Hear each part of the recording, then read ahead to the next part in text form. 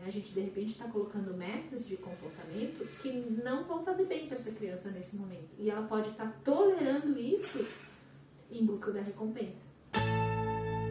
Então, o que é um quadro de recompensas? Né? A gente faz uma tabela e dá para comprar pronto, dá para fazer em casa, enfim. E a gente lista alguns comportamentos da criança, ou algumas metas, ou algumas coisas que a gente gostaria que ela fizesse ou não fizesse, e enumera os dias. E cada vez, ao fim de cada dia, ou cada vez que a criança faz ou não faz esses comportamentos, a gente anota ali. Então, vamos pensar que eu estou fazendo um quadro de recompensa do desfraude. Então, eu coloco lá como meta não fazer nenhum xixi na calça. Então, todos os dias, quando a criança não fez nenhum xixi na calça, eu vou lá e boto uma estrelinha. Ou estou colocando como meta que a criança durma sozinha na sua cama. Todas as noites que ela dorme sozinha na sua cama, boto uma estrelinha. E assim vai. Tem algumas variações, né? Mas em via de regra é mais ou menos assim que a gente usa. Qual é o problema do quadro da recompensa? Que é muito parecido com o cantinho do pensamento. Ele tira o foco. A criança está agindo da maneira A ou B, focando na recompensa, que nesse caso é o adesivinho. E alguns quadros ainda tem, assim, depois de um período, uma recompensa grande, né? Uma coisa maior. Então a criança está focada na recompensa, não no processo. Ela não está focando em assim, bom, como que eu faço então para dormir na minha cama? Como que isso é para mim? Eu tenho medo, eu não tenho medo, vou aguentar esse medo, vou pedir ajuda. Ela tá focada na recompensa, ela só quer porque ela quer a estrelinha, né? Ou ela quer principalmente porque ela quer a estrelinha. E isso, de novo, é um problema, porque eu tô deslocando o foco, tô colocando o foco na recompensa, e a recompensa, muitas vezes também, passa pelo crivo do adulto.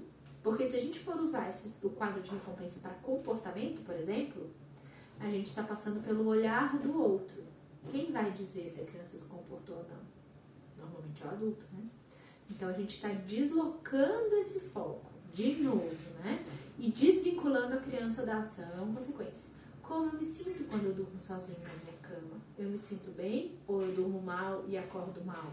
Eu acho que a gente tem que se fazer essa pergunta sempre, de que o que ele está aprendendo com isso? Se eu não estivesse aqui, será que ele faria do mesmo jeito? Se não tivesse uma recompensa em jogo, será que ele faria do mesmo jeito? E se a nossa resposta for sim, beleza, essa criança está aprendendo. Se a nossa resposta for não, sinto muito, ela não está aprendendo. Então, uma alternativa ou uma maneira de usar esse quadro, que eu acho que vale a pena, daí tem um outro viés, é a gente usar esse quadro como um mapeamento das emoções. Só que aí esse quadro ele fica todo centrado na criança. Eu não me meto. Então a gente pode ter um quadro para, no fim do dia, por exemplo, com a criança, conversar sobre o dia, como que ela se sentiu nesse dia. Né? E aí a gente pode anotar, fazer uma legenda para os sentimentos que apareceram nesse dia. Alegria, raiva, tristeza. E a criança pode pintar cada dia como que ela se sentiu, quais sentimentos que ela sentiu com mais intensidade, né? Mas que seja centrado nela, que ela possa usar para ela lembrar, para ela mapear como ela se sentiu naquele dia. E aí no fim de uma semana, ela mapear, poxa, como que eu me senti durante essa semana? Né? Ou até que sejam comportamentos mais pontuais, mas que a criança que possa avaliar. Né? Então, se eu quero colocar ali, nossa, como que eu me comportei hoje? Que a criança seja protagonista dessa avaliação, né? Eu não vou me meter. Se eu achei que ela não se comportou legal hoje e ela vai lá e coloca a estrelinha porque ela achou que ela se comportou, o quadro é dela. É igual a nota de participação lá na escola, né? Se o professor abre esse precedente e diz assim, definam vocês a nota de participação, não tem contestação, né? Assim eu acho que o quadro é válido, porque a criança consegue botar a mão nos seus processos, né? E visualizar os seus processos e visualizar como é que ela tá com as suas emoções, como ela passou o dia. Aí sim, aí beleza, estamos na ação consequência, estamos olhando para dentro, né? E não trazendo o olhar que tá lá fora para o que acontece com a gente, que é o problema que acontece quando a gente está usando como quadro de recompensa, né? O outro vai avaliar.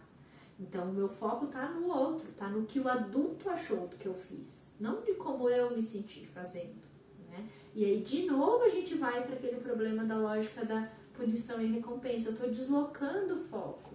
Então, se não tiver nenhum adulto olhando, será que eu me comportaria do mesmo jeito? Né? Então, será que é uma aprendizagem efetiva ou será que é uma criança criando estratégias para não ser punida? Né?